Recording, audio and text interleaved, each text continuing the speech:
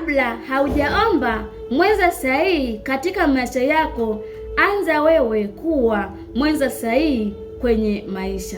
Kabla haujaomba mwenza sahihi katika maisha yako, unatakiwa kuanza wewe kuwa mwenza sahihi kwenye maisha. Karibu watu wote, tunawapenda sana watu kutoka Kenya, Mozambique na mataifa mengine. Mungu awabariki sana. Karibu tuendelee kujifunza kwa pamoja. Unaweza ukasema kwamba ninatamani sana kupata mwenza sahihi katika maisha yangu. Natamani sana, lakini wewe bado haujawa mwenza sahihi kwenye maisha. Natambua kwamba Mungu anakukutanisha na mwenza sahihi ambaye anaona kwamba ukikutanishwa na huyo mtaendana. Kwa hiyo anakukutanisha na yule ambaye utaweza kuambatana naye. Kwa hiyo kumbe, kabla wewe haujaomba mwenza sahihi kwenye maisha, anza kuwa mwenza sahihi. Anza kuwa mwenza sahihi katika maisha yako, na baada ya wewe kuanza, basi Mungu atakuletea. Lakini unasema kwamba natamani mwenza sahihi kwenye maisha, lakini wewe kwanza unalewa, pili hauwajibiki na Mungu, tatu mahusiano kama yote, nne mambo mengine, lakini pia jambo lingine la tano, hata hauwajibiki kwenye suala la maisha. Kwa hiyo jambo hili ni hatari na ni kikwazo kikubwa sana kwenye suala la maisha, hasa kwenye ndoa.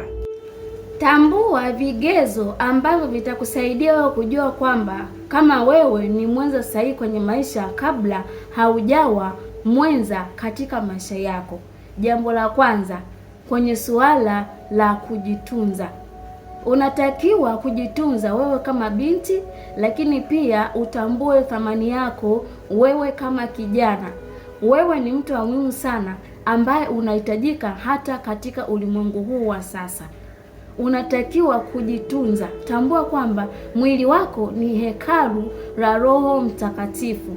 Kama mwili wako ni hekalu la Roho Mtakatifu, basi unatakiwa kujitunza ili kutunza ile heshima ambayo Mungu amekuzawadia wewe kama binti, kama kijana. Kwanza kabisa, utakapokuwa unajitunza, itakusaidia wewe kuendelea kudumisha heshima, lakini pia itakusaidia wewe hata kuwa na kibali mbele za watu. Kuna watu wengi sana ambao wanakuwa wanajiuliza, hivi namuona mtumishi fulani, mbona ana kibali sana? Namuona kijana fulani, mbona ana kibali sana kwenye huduma? Namuona ana kibali sana. Kumbe siri ya kwanza ni kujitunza.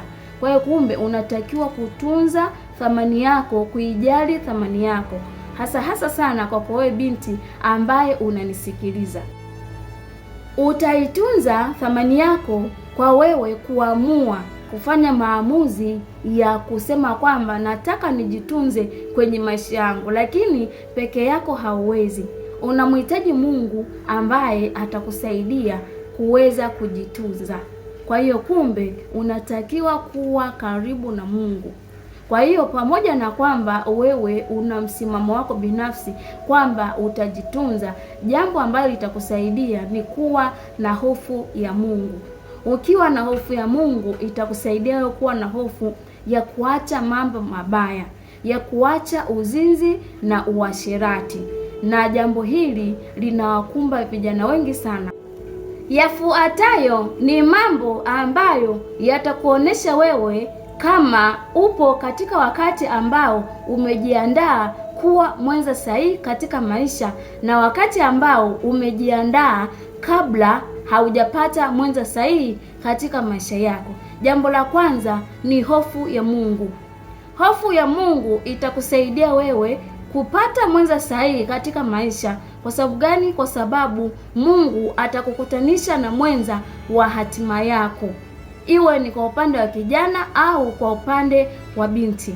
Ukienda kusoma Mithali 31 na mstari ule wa 30, anasema upendeleo hudanganya na uzuri ni ubatili, bali mwanamke amchaye Bwana ndiye atakayesifiwa. Kwa hiyo kumbe kinachosifiwa hapa sio uzuri, sio mwonekano, sio shepu, sio maumbile yote ambayo wewe unayo, bali ni hofu ya Mungu, ni kumtumikia Mungu. Hii itakupa wewe vigezo sahihi kwenye kupata mwenza sahihi wa maisha. Ninaongea na wewe kijana ambaye unanisikiliza. Wewe unasema kwamba kuwa kwenye mahusiano mengi ni kigezo ambacho kitakusaidia wewe kupata mwenza sahihi kwenye maisha yako, na unaamini kwamba ukiingia kwenye mahusiano na huyu mkaachana ukaenda kwa huyu, basi unaona kwamba kati ya hawa wawili au watatu au wanne au hawa watu ambao uko nao kwenye mahusiano, basi unaamini kati ya hawa utapata mmoja ambaye atakuwa mwenza sahihi kwenye maisha.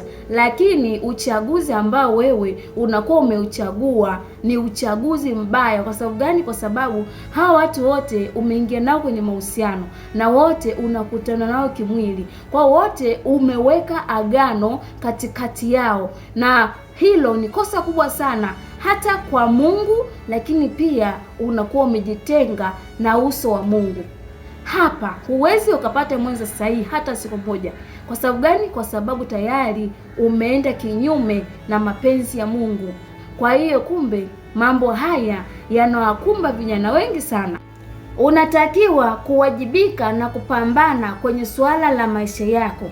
Unavyokuwa unawajibika na kupambana kwenye suala la maisha yako, na mwisho wa siku inakusaidia wewe kutokuwa omba.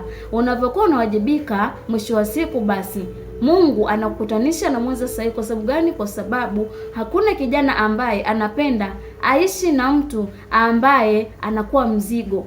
Kwa hiyo binti unayenisikiliza, tambua kwamba hakuna kijana ambaye anapenda aishi na binti ambaye hawajibiki wala hajishughulishi. Kwa sababu gani? Kwa sababu kwenye maisha ya ndoa binti utakuwa ni mzigo kwa kijana. Kwa hiyo unatakiwa kujitahidi kupambana, kuwajibika katika maisha yako, ili na wewe uwe na kitu unavyoingia kwenye maisha ya ndoa, angalau una kitu ambacho kitakusaidia wewe kwenye suala la maisha yako na uchumi kwa ujumla. Usiwe tegemezi. Lakini pia binti, kijana unayenisikiliza, unatakiwa kujiuliza kwamba je, una maono? Kama hauna maono, hiki ni kigezo ambacho kitakufanya wewe kuto kupata mwenza sahihi kwenye maisha yako. Maono yatakuonesha wewe njia ya kuiendea kwenye maisha yako na hatima ya maisha yako. Kwa hiyo kumbe maono yatakuonesha wewe njia, kila kitu utakachokuwa unakifanya utafanya kulingana na maono yako. Hata mwenza ambaye unatamani kumpata kwenye maisha yako utampata kwa kupitia maono ambayo unayo. Huwezi kusema kwamba unaingia kwenye mahusiano na mwenza au na mtu ambaye hamfanani kwenye suala la maono. Kwa mfano, binti unampenda Mungu, kijana hampendi Mungu. Kwa hiyo unatakiwa kuwa makini sana katika maisha yako, hasa kwenye suala la kutafuta mwenza sahihi katika maisha. Ulikuwa pamoja na mimi Madam Gertrude Vincent Komba. Karibu katika vipindi hivi vya ustawi wa vijana na hatima zao ulimwenguni kote, na Mungu akubariki sana. Kama wewe hii ni mara ya kwanza kuungana nasi, bonyeza subscribe ili mafundisho ya kufikia kwa urahisi. Mkaribishe na jirani yako ili na yeye aendelee kujifunza zaidi.